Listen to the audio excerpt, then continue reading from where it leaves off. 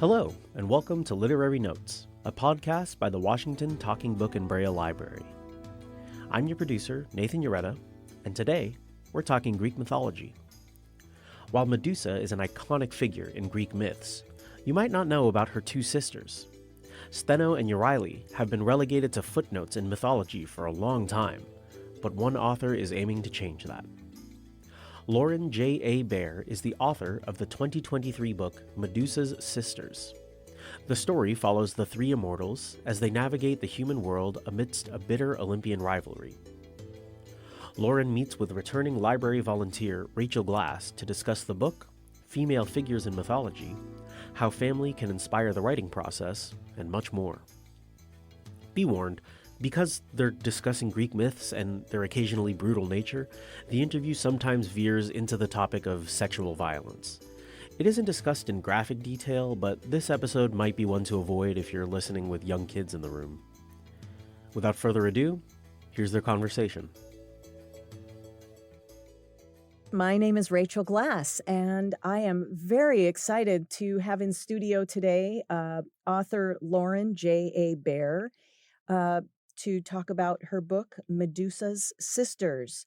Lauren was born in Boston and raised in Long Beach, so a bi-coastal experience there. After studying English at UCLA and educated at LMU, she taught middle school humanities for over a decade and survived.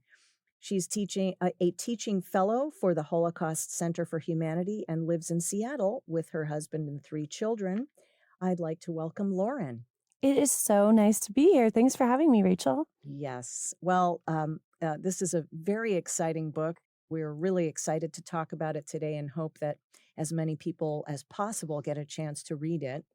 The first thing I'd like to talk about is the content of the story, which is based on a myth of Medusa that a lot of people may know about. But this story sort of adds to that and talks about the two sisters that Medusa had, which folks may or may not know about. Let's just talk a little bit about the extra addition that you have brought to this story. The Medusa myth, I think, is almost iconic. You know, especially Medusa herself, the head, the snakes, the green. We see her everywhere. We see her in logos. We see her in commercials. We don't always know, however, that she had sisters. And this was an idea that must have been kind of percolating in my head from all those years teaching sixth grade humanities. But I was on maternity leave with my daughter, my middle child, and I was up really late at night doing a feeding with her, which is kind of when the best ideas hit you, is in the middle of the night when you're totally sleep deprived and you're just this vessel for inspiration or lunacy. I don't know either. But I had this thought about Medusa. I'm like, oh, she's a Gorgon. There's more than one Gorgon. And I've studied this material. I've taught this material. I have no idea who the other Gorgons are. So my daughter's sleeping and I pull my phone out over her head and I Google Gorgon and I go to Wikipedia because, I'm an advanced scholar. That's where I start. And there is a quote on the Wikipedia page from a classical scholar of the 19th century, Jane Ellen Harrison. And she says, basically, the other Gorgons don't matter. They're just appendages. Wow. And I think it was 2017. It's kind of a politically charged climate we're living in. I'm holding my daughter. And it didn't sit well with me to hear someone called an appendage, another woman called an appendage. So I went on this journey to find out more information about the Gorgons. And when I realized there wasn't much about them, I decided I wanted to write my own version of their story. And now we have Medusa's Sisters. A little fan fiction. It is. Honestly, it's like I was a troll. And this is my lengthy rant, against Jane Ellen Harrison. It's like, they do matter. Yeah. So what I wanted to ask you about is the idea of mythology is, of course, a story that's not based in fact necessarily. The stories are told from generation to generation. So there's a lot of oral tradition, maybe. And I don't know how many hundreds or thousands of years ago these stories were created in Greek history. I mean, it's a long civilization. Some of them were recorded as long ago as, 900 Mhm. before Common Era. So we're talking about 3,000-year-old stories. And, we mentioned fan fiction earlier. I've heard that Greek mythology is kind of the original fan fiction. And I think that's what draws us to it today is how it evolves and it adapts. There's something about reading myths that I think connects us to our past. It tells us about the values or what was entertaining to people long ago. And then the way we react to these stories tells us a lot about ourselves as well. And I think that stories have to adapt to survive just as humans do. And so, retelling the Medusa myth, people talk about, oh, it's a publishing trend, it's new. And I'm like, I don't think it's new. It's been happening for a very, very long time. This is just the next iteration of it. And this is just how we're, adapting these stories for a modern audience. And like the game of telephone, stories change as they are told, which is why when I did some research on some of the elements of this story, there are uh, subtly all the way up to wildly different accounts of how some of these plot points in the Medusa story came to be. And I was interested.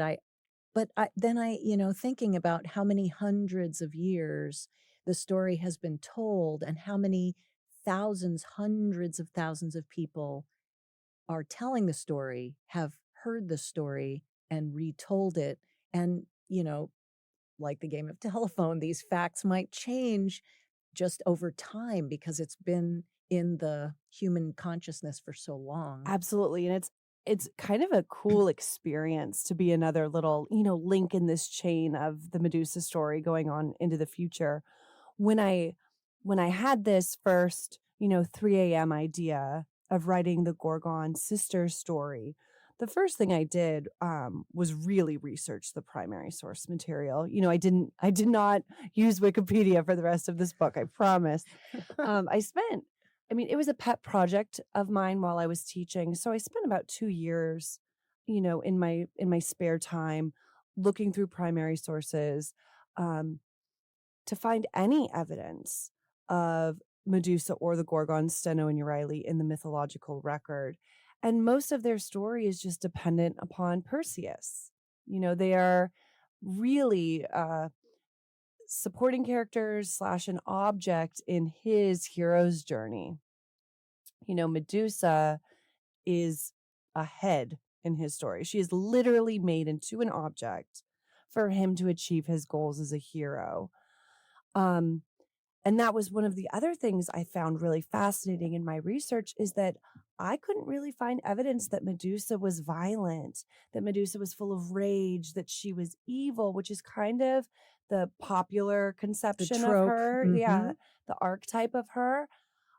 All I could find of her as a murderer is when she's disembodied, and her head is used as an object by a male protagonist.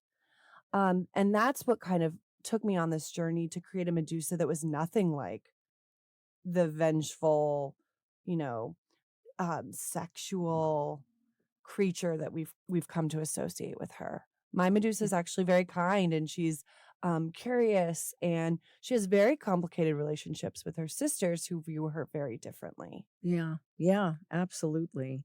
So you have reimagined the story of Medusa and her sisters to tell it in yet a new way of all the ways we've heard it. Um, Talk about the benefits and the value of retelling or reimagining a story that has such a well known association and history with readers and historians and literature buffs and scholars. I think that when we look at this um, ancient mythological material, we see women in antiquity that are pretty muted. You know, they're misrepresented, they're misunderstood. If anything, I think the female characters in antiquity fall into a lot of archetypes that are really inauthentic. We have like the patient, loyal wife, right? Like Penelope. We have the virgin sacrifice, like Iphigenia. We have the raging sorceress, Medea. And they're all nice in a story, but they don't feel real, right? Like, It's extreme. yeah, they are. Mm-hmm. They're all very extreme. Mm-hmm. And I think that modern readers, especially, it's one of the things I love most about about readers today is that we really care about perspective and challenging the stories that we've been told, whether that means they're historical narratives or fictionalized, folklore stories. We care about perspective and point of view. And I think, I mean, we could talk all day about what is truth, but whatever truth is, you get closest to it when you take as many points of view into account as possible.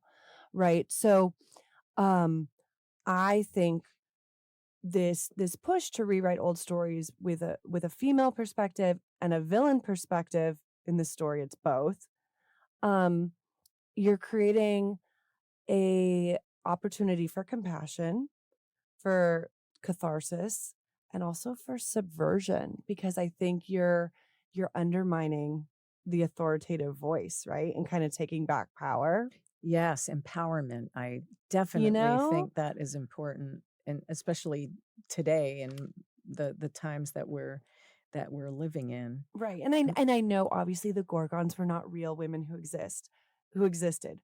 But the stories and the experiences they have in this novel are real experiences women would have had or do have. So, yeah, we can start by challenging the myths, and then we can challenge all kinds of stories we've been told. Yeah. Um, so speaking about the importance and the fascination with these stories and with, you know, Greek myths, which I remember having a protracted unit on the Greeks when I was in sixth grade, Mhm. and it went. I don't know if it was the whole year, but it was almost the whole year. And we delved deep. We learned, details about civilization and the culture and the arts and the history and the wars and the myths. I mean, that was a big part. We had an Olympics at my school. We had an oratory where we all chose a story from Greek mythology and we performed it and had winners, and the winner won a frond. And we had medals for our Olympics that we did on our school playground. And um, anyway, the myths obviously um, are a source of fascination for young children, even. Um, and it's sort of a way to pull them in to have them learn about ancient civilizations and culture.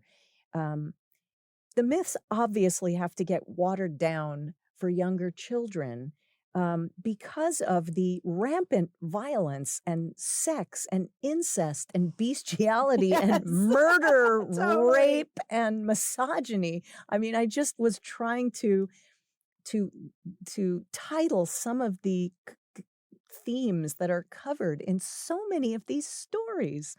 Um, how do you explain the fascination with this story specifically and with Greek myths, and why it captures the imagination, in your opinion, of so many readers and students and young and old? More so than mythologies even from other cultures and civilizations. We don't have, I think, as in-depth and varied source material as we do maybe for Greek myths. What do you think of that? I think that the Greek myths are such foundational foundational a foundation. They're a foundation for so much of Western culture's writing and reading. Every Shakespeare play is countless allusions to the Greek myths. And then our stories are countless allusions to Shakespeare. So it all kind of goes back to these Greek stories. And I think children love them because they're kind of like the original superheroes, right? They have magic powers, and that part's really cool. And they have swords, and they're all like gorgeous, right? Um, but I think because we water down these stories for children and these are the versions we get, most of us, who go to school in the United States. That's why we miss some of the origin stories. Like, for example, we all learn Perseus's story. We know Perseus gets these gifts and he goes to the island and he slays the Gorgon with his God's given shield and sword. But we don't learn how Medusa got to the island. And there's a very obvious reason why we don't. It's because she gets there through an act of extreme, physical and sexual assault and violence, and then she's left with this life, this existence. That's not a story you're going to read in 6th grade, right? And it's not appropriate for, 10 and 11-year-olds, but that's why adults have missed these stories as well. Yeah. And I wanted to ask you about that. This idea that Medusa's on this island and she has been raped violently by a god. And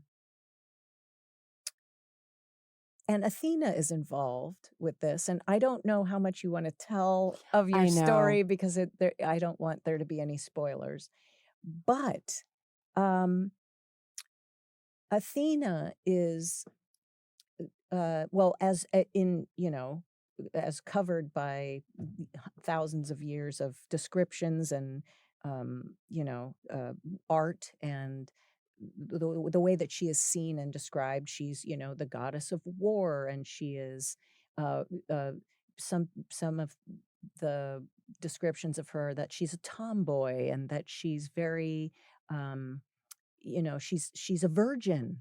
She has never had sex Mm-hmm. at all.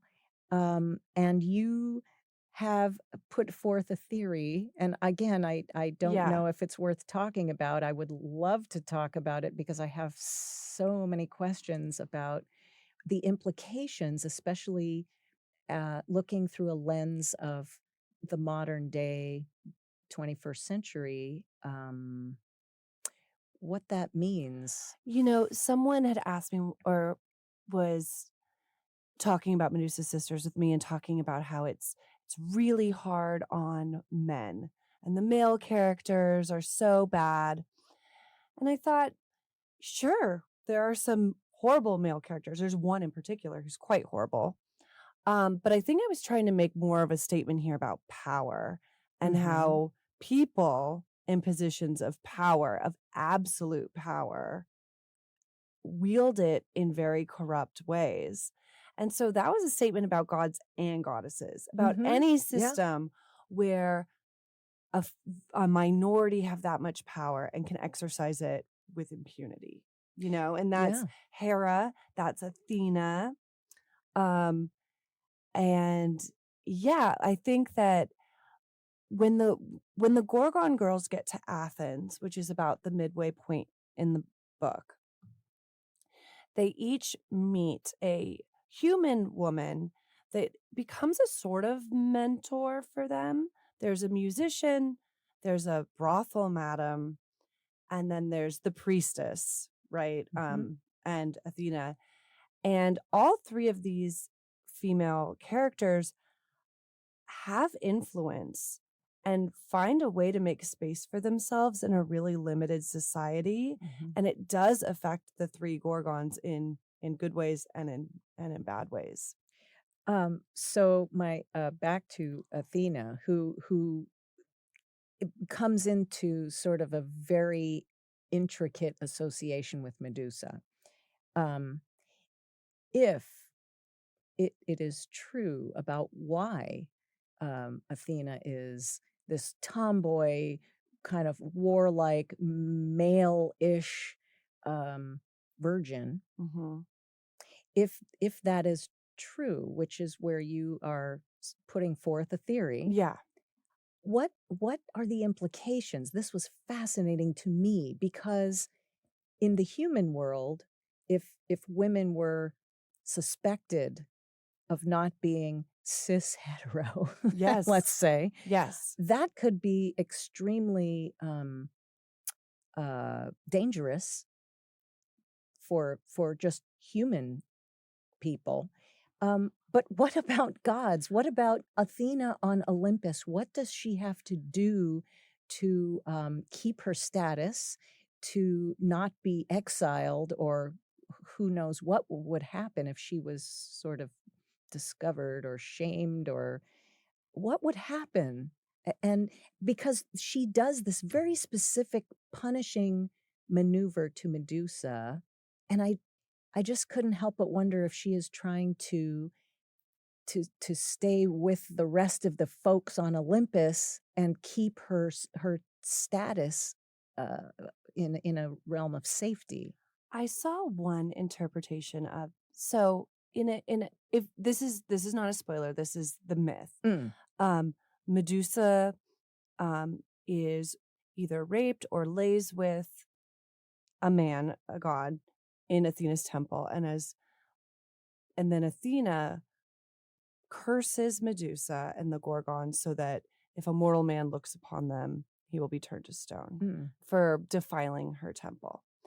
I've heard modern reinterpretations of this, like, no, Athena was empowering Medusa so that Medusa could have revenge on men who rape.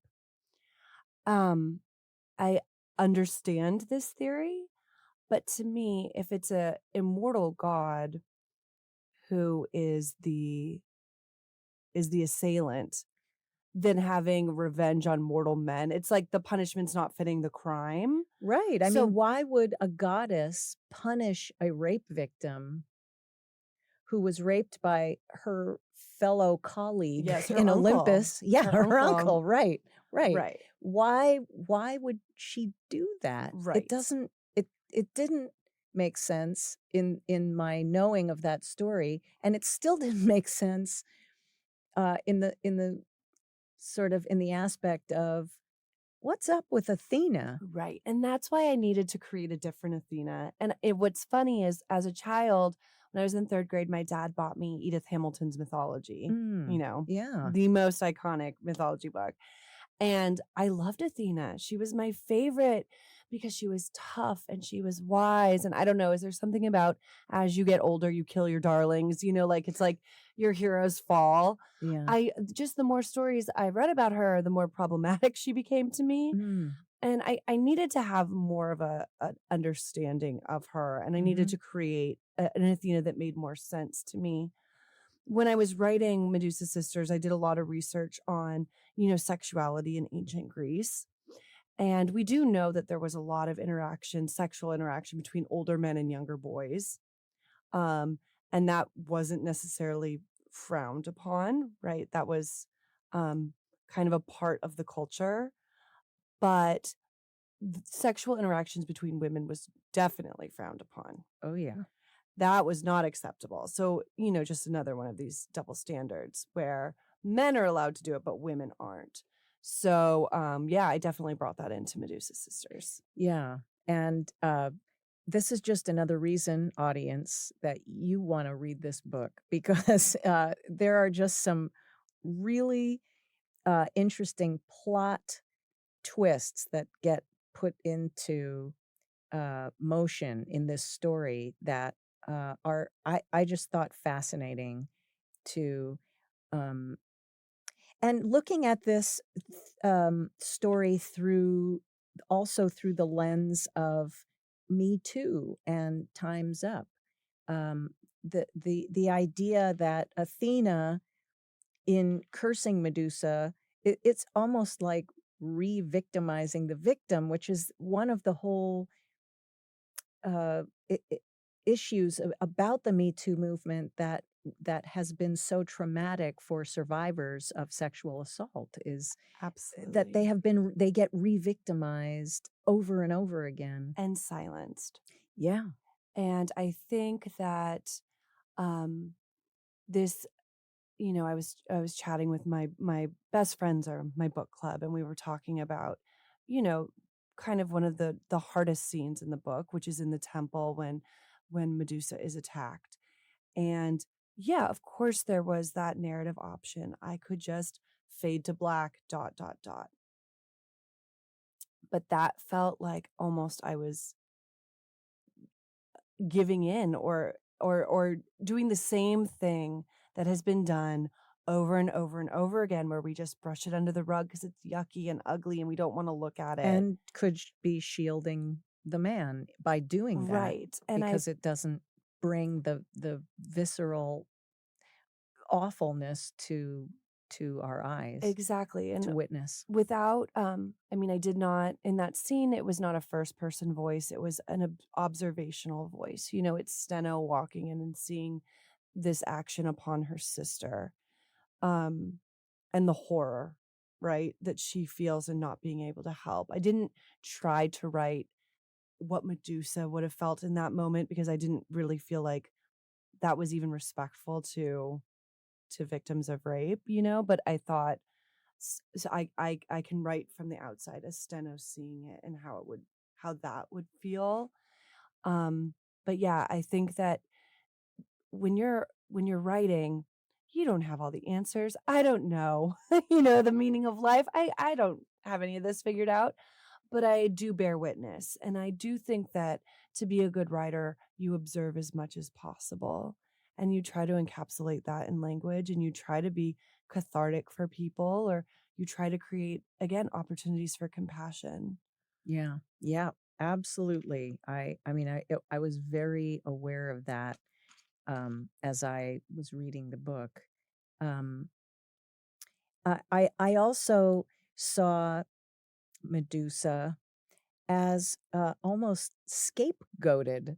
I mean, that was another just sort of an impression that I was getting as I read the book, that all the gods that sort of piled on to say, yeah, it's her. Yeah, get her. Yeah. Um, um, why do you think that is? That they all, I mean, a lot of myths and a lot of the Greek myths that I have read, they talk about, you know, one god that was kind of mad about A, B, and C, or, you know, this person did something to anger this god. But it felt in this situation like there were several of the gods that kind of piled on um, to scapegoat Medusa. And I think that your telling of the story really seems to point that up more than in other sources that I researched. So, why do you think that is? I think there's that concept of like the good old boys club, you know, and by good old boys I mean the gods, right? This group of the 12 Olympians, And goddesses. I right? mean, And goddesses, Hera, who is right? the wife of a serial rapist, Yes. Zeus. And she, you know, enacts horrific punishments on the women raped by her husband, right? That's those, you could write 5 more books about what Hera does to the women who've been raped. So yeah, I think there's that sense of like protecting the 12, you know, and then there's the high priestess for Hula, who's kind of an enabler for Athena. And um, I see those systems in play all over the place, you know, where people kind of protect their own or protect those in power. Um, and I think what's hard, and you see this towards the end, you know, in the remaining probably third of the novel, is in this kind of system where there's such corruption in the power Structure. system, Mhm. right? How do you get justice? How do you achieve justice? Is justice available to you? Especially if they are the highest law of the land, as it Exactly. were. And if you can't get justice, are you able to find vengeance, Mm, unconditional love, mhm. forgiveness? How do you heal, you know, when there's never going to be any like punitive action against these people? So it was Right. fun to come up with little ways they could get back at the people who had wronged them, and also the journey that especially Steno and Uriah need to go on to heal as much as they Yeah. can. And just to sort of stay on this point about the gods and this idea that they are protecting their own, the question comes to my mind: protecting from whom? If they are a god, if they are an all powerful, omniscient, omnipotent being, who do they need to protect themselves from? Um, and so that's one question. And I don't know who that is, Yeah. because if they are the highest of exalted beings, what's the Well, and what that do they need protecting from? totally. And I think that comes up in one of my favorite scenes at the very end, which again I don't want to say too much about, but it's between Steno and Poseidon. And she really says to him, like, you exist because of worship. And if you didn't have worship, you would be nothing. And kind of prophecy is a time where, the altars will crumble and the sacrifices will run dry. And then what will you be? So I think the worship, the adoration is these words. And by reclaiming words for Steno finding her voice, finding her song, and telling her story is part of what takes power away, from Mhm. this group of gods. Yeah. Well, my next question after that about the gods needing to have to keep their reputation, I guess. How how did the Greeks reconcile with their gods and goddesses, who were often so cruel and petty and betrayed them, the very people who prayed to them and who exalted them? Um, I mean, Zeus and Poseidon, serial rapists in Mhm. sort of today's terminology. How did the Greeks reconcile with that, and how for future generations who have read these stories continue to say, wow, Zeus, what a superhero? I couldn't tell you, and maybe a better historian of ancient Greece would know. I think that they created a pantheon that was very human like. And, I think I was always told that that was kind of one of the key differences between, the monotheistic religions and then the Greek polytheistic world is that, you know, these gods are i- like nitty gritty. They are like in it with Flawed. the humans. They are flawed. They act like humans do. And it's funny, my second book, which I just finished the first draft of and turned into my editor, is called Mother of Rome. And it's about Rhea Silvia, who's the mythical mother of Romulus and Remus. So, in the research for this book, I've been working with the Roman pantheon, which is actually very different than the Greek one. In the Roman stories and the way the Romans kind of interacted with their gods, it was very much like, hey, we burn the wheat, we light the fires, we kill the bull, we do our job, and then you kind of like leave us alone. Like, we're going to give you these sacrifices and then you give us your blessing and we're good. Never the twain shall meet. Yes, totally. Yeah. Whereas the Greeks, it was much more involved and really messy and complicated. Maybe these are statements on what the values were of these different, societies.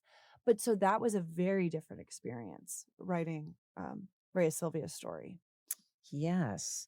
Um, so, in thinking then about your story, um, what aspects of this story captured your imagination the most? Initially, like even before you started working on it, and then through things that you discovered as you were writing the book? That's a great question. When I researched as many of the primary source materials as I could. I got all my notes on the Gorgons. And then putting them together was like putting together a puzzle, but all the pieces are from different puzzles. So they don't really connect at all, which is very frustrating when you're trying to be precise. So you kind of just have to abandon reason at some point and just accept I'm going to use my imagination to fill in some blanks. What's really interesting about Medusa is that Perseus is one of the very earliest Greek heroes in the uh, chronology of myths. Like, he's a great, great, great, great, great, great grandfather of Hercules. So he's way before, Hercules or the Trojan War or any of this stuff. The Athens that they would have been in when they're cursed is an Athens before there was a Parthenon. It's an Athens before Pericles in the Golden Age. So that was interesting to me. I knew the Perseus story. I knew that Uriah had a child, and I knew who their parents were, and that's pretty much it. So I had to create a story for them that got them to Athens, born of sea beasts, to Athens, but also what could logically happen in that timeline that would fit in with the mythological timeline. So that's why they go to Thebes. And I loved writing them in Thebes, meeting the Princess Semele, who has an affair with Zeus that doesn't end well. They meet their cousin, the Sphinx. It was fun to kind of just really use my own fantasy. There's the fan fiction right there. Yes. Yeah. Yeah. That is it again. And the way that you write it, though, there is so much authority to it that you're reading the book and you're thinking, yeah, that's what happened in this story. And then I mean, when I went and looked up, because I was trying to find pronunciations, which Yes. is another question that I have for you. Um, it turned out that so many of the things were No, never talked about in scholars and Yeah, no. literature folks. There's no evidence that the Gorgons went to Thebes, but this was the early age of Thebes, the House of Cadmus. Timeline wise, it could have worked out. And the Sphinx was their cousin, and the Sphinx was in Thebes. So I thought that could be really fun. Oh, no, not their cousin, their niece. Excuse me. Yes, their yes. niece. Mhm. And then later in the book, there's something that happens to Athena and Zeus's shield. And that I made that up too. That's not canon. Oh, okay. Yeah. Oh, gotcha. Okay. Well, speaking of pronunciation, which I just mentioned a little earlier, that was another thing that when I thought we were going to have this conversation, I didn't want to come in and say all the names wrong, and I thought, how are they pronounced? Um, uh, the the variety of pronunciations is stunning, and it felt like a metaphor to me about the number of versions of a story, Absolutely. that it is so varied. Talk about that Absolutely. and how that ties into your Well, and your talking about the book. audiobook. So that was an interesting process. This is my debut novel. I'm just learning how the sausage is made. It's been really interesting journey. When we were casting for the audiobook, um, I had the idea that we would have two different narrators because there's two different voices. There's the first person voice, Steno, and the third person voice, Uriah. So we have two different narrators who do that work. Then the Penguin Random House audio team sent me a list of words to go over the pronunciation of, just to fact check with me. So I opened the document and there were 500 words in there.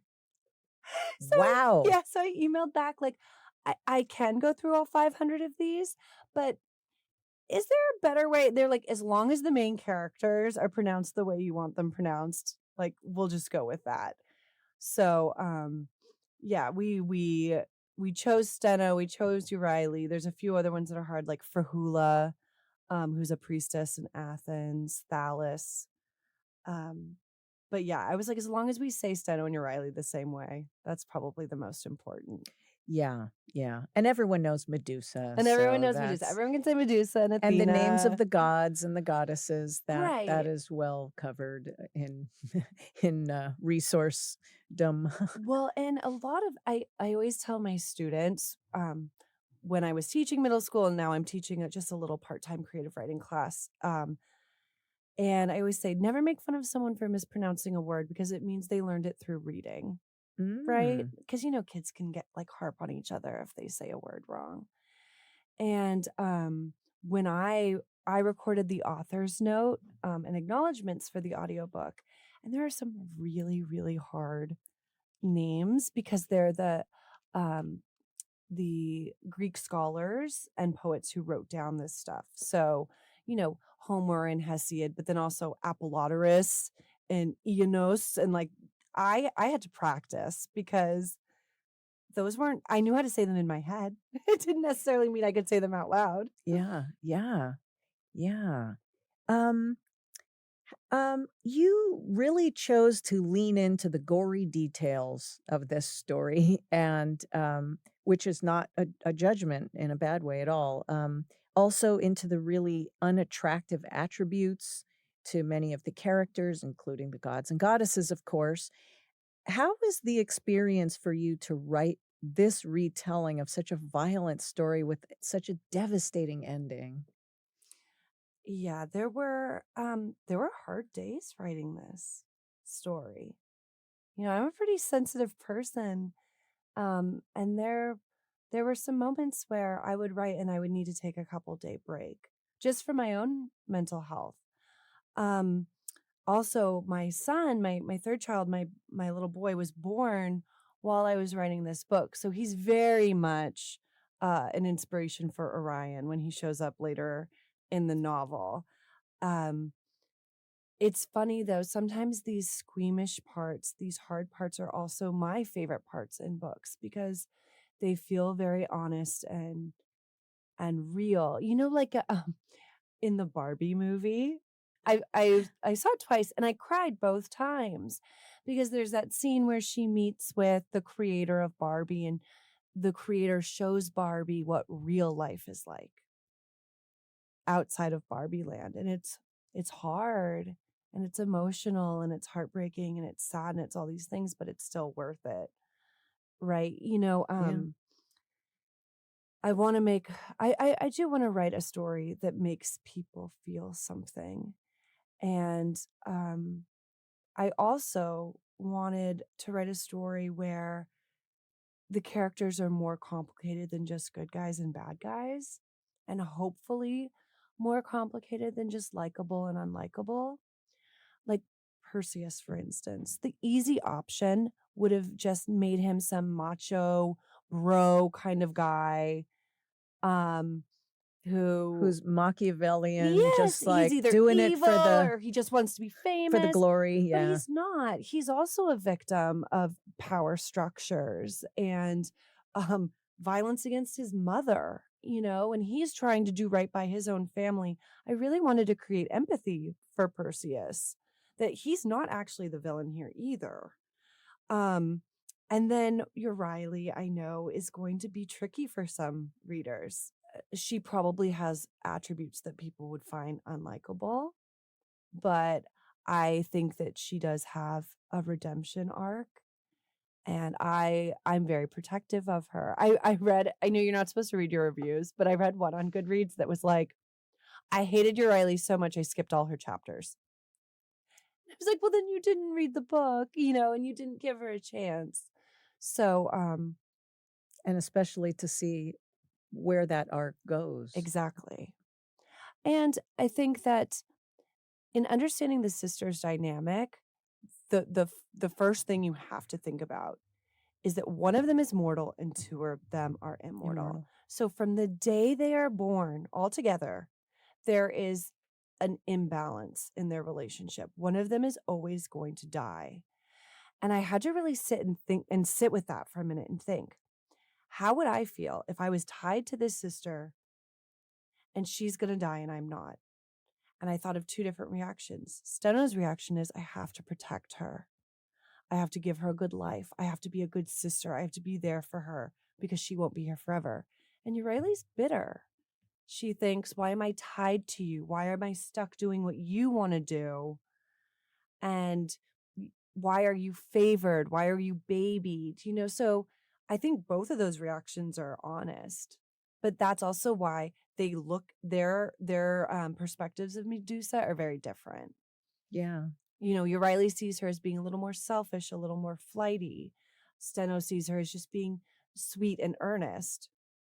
Yeah. And the truth is somewhere in the middle of those.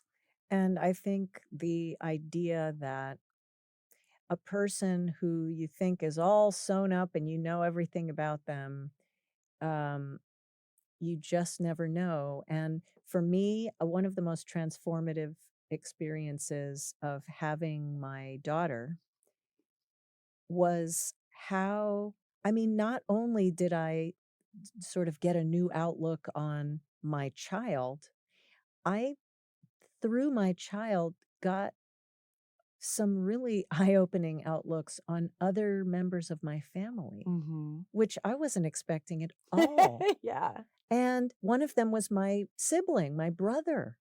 And this idea that having a child can change your outlook about your own family members and your own siblings who are, siblings are our longest relationship because we, in Yeah. all good I times agree. outlive our parents. And, Right.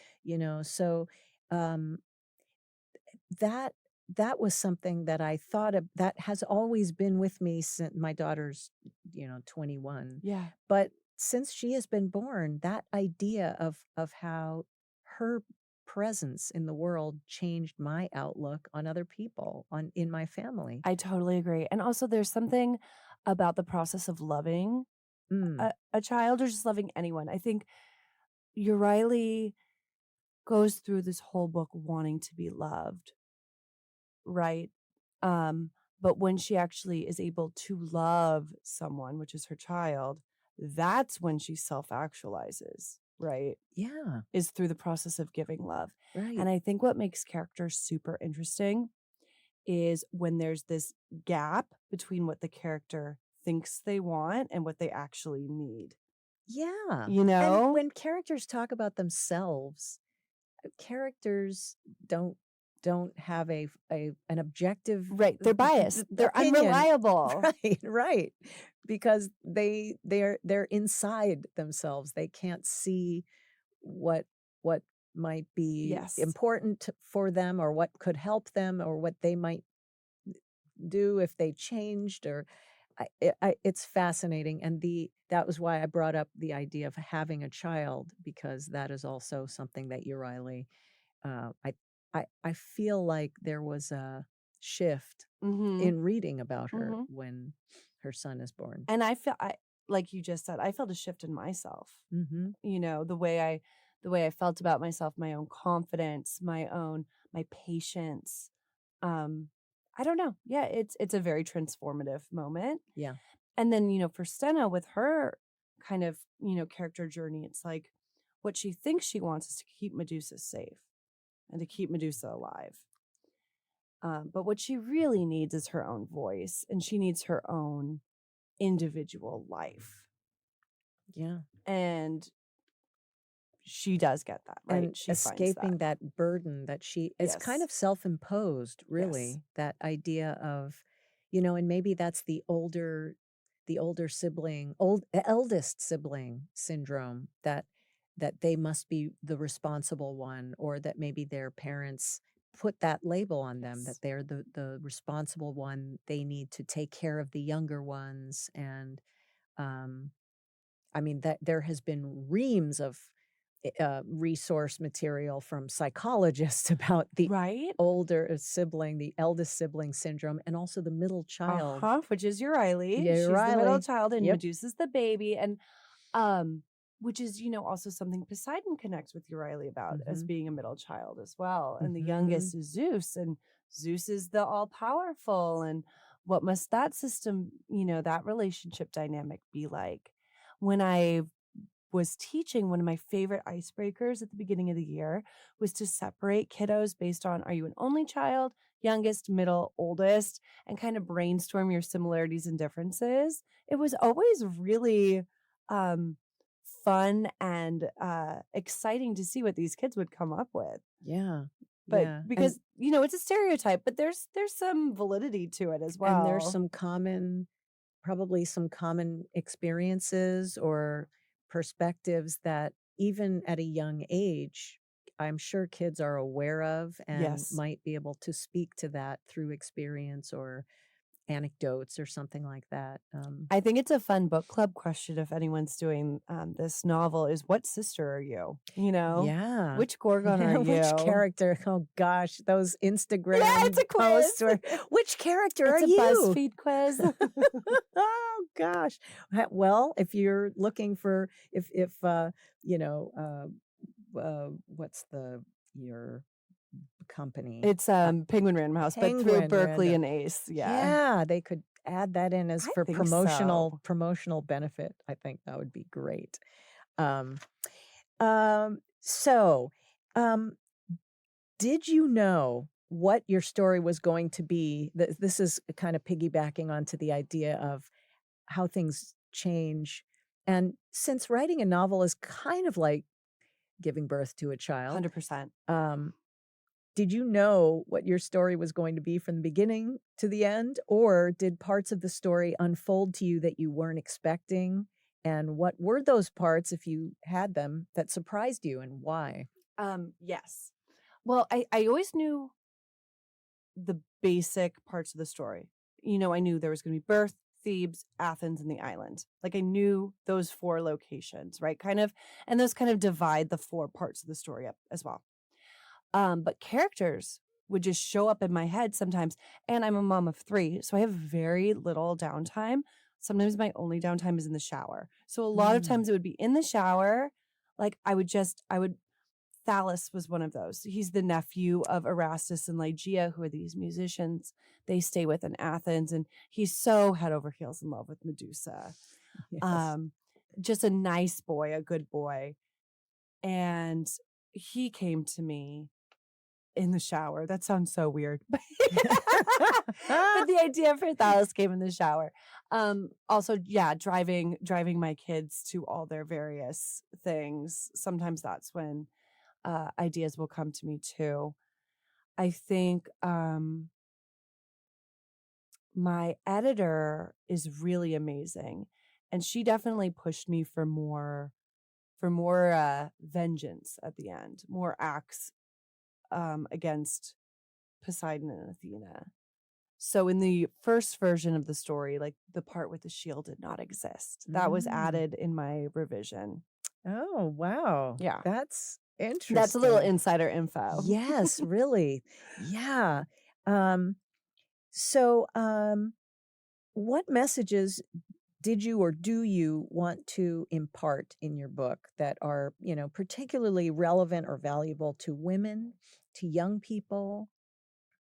I think the importance of storytelling. I think we're storytelling animals. We've kind of talked about this already, but story, the love of story, the hunger for narrative is almost like in our DNA.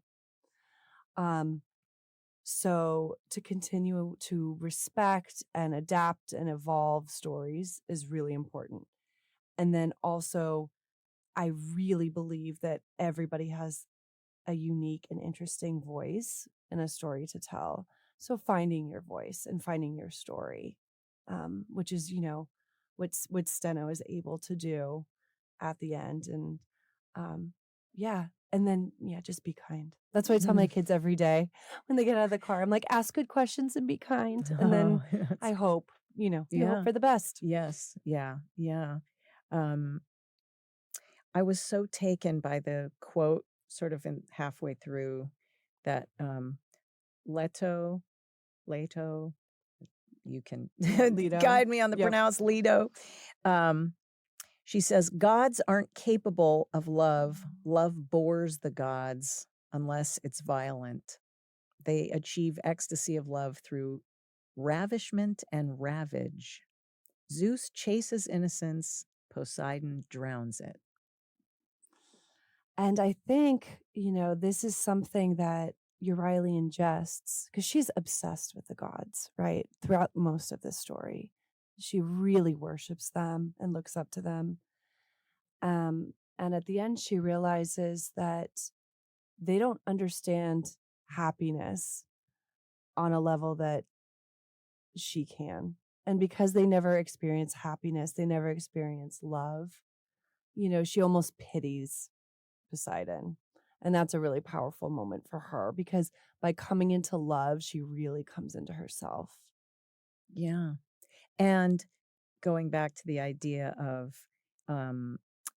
women and young people finding their voice, I have to also, almost everything that I read in this book felt like I could do a metaphor and a kind of a connect the dots to another idea. And this idea that gods in this book that are literal gods Mm-hmm. could be in a metaphor connected to any power system or any sort of leadership, elected officials in our government, Mm-hmm. Yes. of the power and what laws or policies that are visited upon their people are not always in the best interest of the people. No, laws are not always just. Right. Right. And they might only benefit a few Right. at the top, which seems to me in a lot of ways what's going on in our country right now, Absolutely. and probably other countries as well, I'm sure. But this idea that how the folks who are the praying, the ones who are exalting the power structure, who are praying and worshiping to the power structure, um, how they can find their own voice. That idea of Right. finding your own voice. And when we take away worship of the power structure, it will collapse, but we have to take away that worship Right. of it. I mean, that is something that we have to do. And I wondered if that was also something that you thought about as you were writing about Definitely. who has the power and who, like, potentially can use the power. I mean, the power of the masses is always so much more powerful than Right. the few. Oh, yeah. I'm reading this great book right now, Chain Gang All Stars. And, it's kind of a dissertation on the American prison system. So I'm thinking a lot about power in that sense too. But yes, of course, this story is absolutely a critique of, what the brothel madam says that to Uriah Lee when she said, when you live in a world with gods or men who act like gods, you're not given very many choices. And And to probably your have voice is silenced. and to have choices to have power. Mm-hmm. Yeah. So Yeah. So, cautionary tale in so many ways. I mean, to talk about, the gods and the mortals, but also about us and mhm. power structures that sometimes serve to oppress us or to silence us, um, in the sort of threat that we need to continue to pray to them and worship them and exalt and Right. sacrifice for them. Right. I'm glad that people are seeing all the different layers and levels of the story. And yeah, there are a lot of motifs that repeat, Mm-hmm. and uh, that's important as well. Yeah, and I think like any uh in any religious culture aspect of a culture, there there is always allegories, Mm-hmm. and that yes, you can read the plot and the story and see what happened, but that there is often an allegory there, and it's a metaphor for something that is real, that's happening to mortals who live on this earth. Ask And good questions. yeah, Push back against what you're told. right. Find your voice. Yeah. Learn how to use it. Look for You the know, understory. yes, yes, yes, yes. So anyway, this book, I give it 2 giant thumbs up. I Yay. tell you, audience, go out and read it. The author is Lauren J.A. Bear. The book is Medusa's Sisters. Lauren Bear, thank you so much for being with us today. This was a pleasure. I could do this all day. Great. Thank you. Well, that's just motivation to write your next one, Yeah, right? there you go. I'll be we'll, back. We'll see you then. Thank you. Lauren J.A. Bear's book, Medusa's Sisters, will be in the catalog of the Washington Talking Book and Braille Library soon. We'll let you know when it's available in a later episode. If you have any questions or comments about the library, or to see if you're qualified for our services, visit WTBBL.org, or call us Monday through Friday from 8:30 a.m. to 5 p.m. at 206-615-0400, or toll free at 800-542-0866. This episode of Literary Notes is a production of the Washington Talking Book and Braille Library, based in Seattle, Washington. I'm your producer, Nathan Ureta. Thanks for listening.